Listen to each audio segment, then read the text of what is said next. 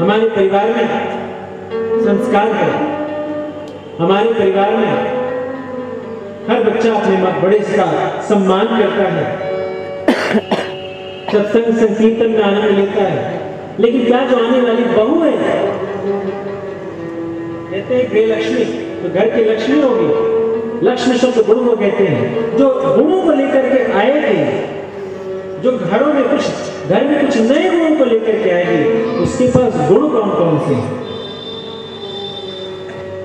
क्या वह ऐसे घर से है जिसमें संस्कार प्रचुर मात्रा में?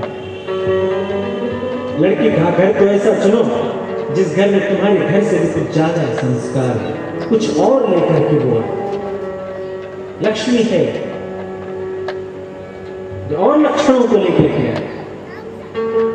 लेकिन तुम सोचते हो कुछ और धन लेकर तुम दूसरी लक्ष्मी पर देखते हो। लक्ष्मी पर ही नजर है नहीं, मगर एक लक्ष्मी जो नारायण के चरणों को चाप रही है, एक लक्ष्मी वो है, और एक लक्ष्मी वो है जिसके भाई मदीना है। एक लक्ष्मी भाई, लक्ष्मी नारायण की उपासना करोगे बड़ा आनंद। लक्ष्मी का सिर्फ लक्ष्मी की उपासना करोगे तो भाई स्त्री अकेली नहीं चलती, या तो पति या तो भाई साथ तो रहेगा। तो भैया आ जाते, मदिरा आ जाती है घर में, तब कहते हो आ कहां से गए? विवाह जैसे उस परम पवित्र संस्कार में तुम्हारा ध्यान कहां था? लक्ष्मी पे। यही धन लक्ष्मी नारायण है। वह जो बहू आ रही हमारे घर में अच्छे संस्कार के घर में, उसमें भी ज्यादा अच्छे ना, कम से कम वह संस्कार तो हो जो मेरे घर में प्रवाहित है, जो हमारे कुल मर्यादा के हिसाब से जो संस्कार चल रही है, उन मर्यादाओं का वो उल्लंघन तो नहीं करेगा। इस भाव की ओर ध्यान यदि गया होता, यदि इन गुणों की ओर ध्यान जाता, यदि स्नेह प्रेम की ओर ध्यान जाता, तो वृद्धावस्था में भी तुम्हें प्रेम मिलता। बोगे पेड़ बबूल का आम का। हम अखबारों को बड़े नित्य प्रति कई समाज के विचारक बार बार इस बात को विचारित कर रहे हैं।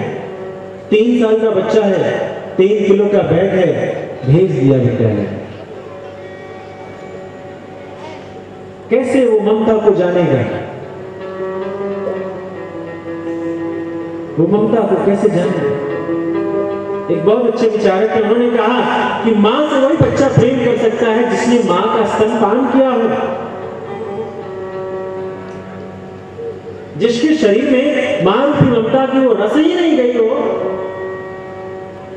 वो क्या मां से प्रेम करेगा?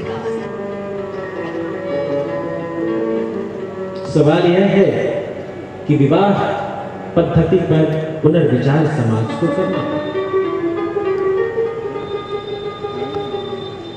जैसे हर समय हम किसी विषय वस्तु पर विचार करके समाज को एक दिशा देने की चेष्टा करते हैं, ठीक इसी प्रकार से विचार करना होगा कि विवाह में दहेज की याचना कितनी सर्वसम्मत है, कितनी प्रश्न चिन्ह है।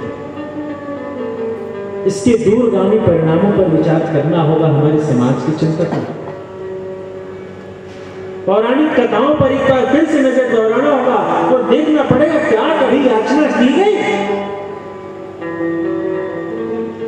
जैसे उपहार है जो भाई या पिता अपने बहन या बेटी के लिए प्रदान करते। उपहार मांगने की चीज नहीं है। उपहार गाय दियो लियो नहीं। जनक के और महाराज दशरथ के बीच का जो संवाद है, उस संवाद पर ध्यान दें कि राजा जनक चक्रवर्ती सम्राट महाराज दशरथ के पास जाकर के कहते हैं, हे प्रभु, मैं आज धन्य हुआ कि आपने मेरी चारों बेटियों को आपने स्वीकार किया। मुझ जैसा सौभाग्यशाली कौन है? आपकी कृपा हमेशा हमेशा बनी रहे। चक्रवर्ती सम्राट महाराज दशरथ क्या महाराज कहते हैं, महाराज जनक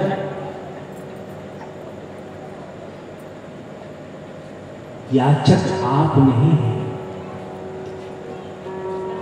याचक बनकर तो मैं आया। आप तो दाता हैं, आपने तो मुझे दान दिया है, 4 लक्ष्मियों को अपने घर से मुझे दान दिया है। मैं क्या आपके ऊपर कृपा बरसाऊंगा?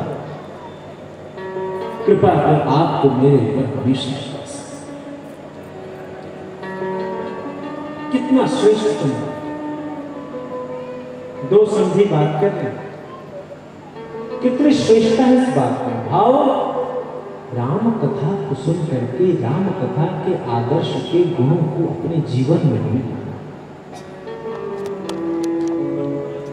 वरना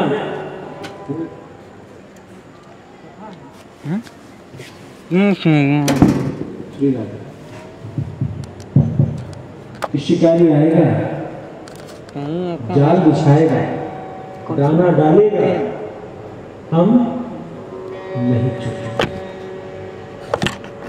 लेकिन हुआ क्या? शिकारी आया, उसने जाल भी बिछाया, दाना भी डाला, बात भी याद रही कि शिकारी आएगा, जाल बिछाएगा, दाना डालेगा, हम नहीं चुकेंगे। रख रहे हैं उसी बात को, मगर कर क्या है?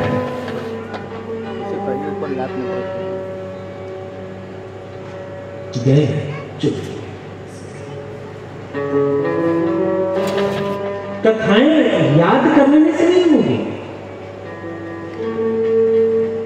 कथाओं को रट लिया, एक कथा में कई कथाएं हैं, उनको रट लिया और जीवन में अवतरित करने की भावना न रही, अवधारित करने की भावना न रही, उसे स्वयं में अनुप्रेरित नहीं किया, प्रसारित नहीं किया, तो व्यर्थ। स्वामी विवेकानंद से कुछ लोगों ने पूछा, सनातन धर्म की प्रचार प्रसार आप करते हो, इसमें कितनी शक्ति, कितनी शक्ति है? बड़ा विशाल प्रश्न।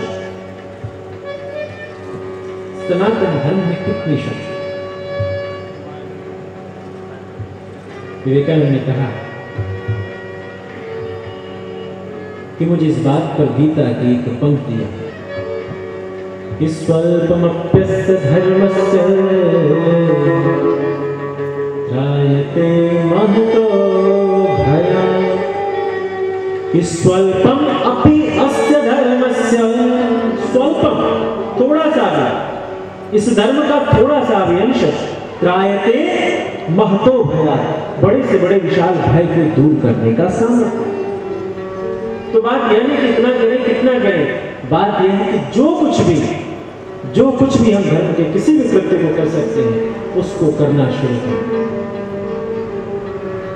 स्वल्पम अपि अस्य धर्मस्य, जब उस छोटे से सकारात्मकता को करोगे, जब एक रोशनी जलाएंगे, रोशनी जलाने के बाद सब कुछ स्पष्ट दिखने लगा,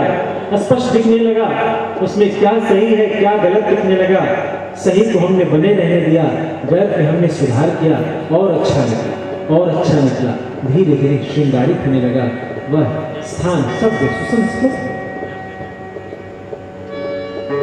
कृत्य क्या किया? छोटी सी रोशनी।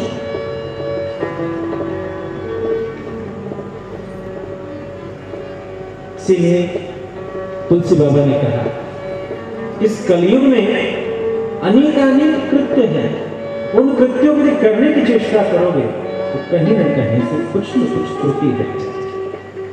ज्यादा बड़ा करेंगे ऐसा, छोटा करेंगे ऐसा विश्वास कर, ऐसी भावना स्वतः वह सूक्ष्म विशालता को प्राप्त करे।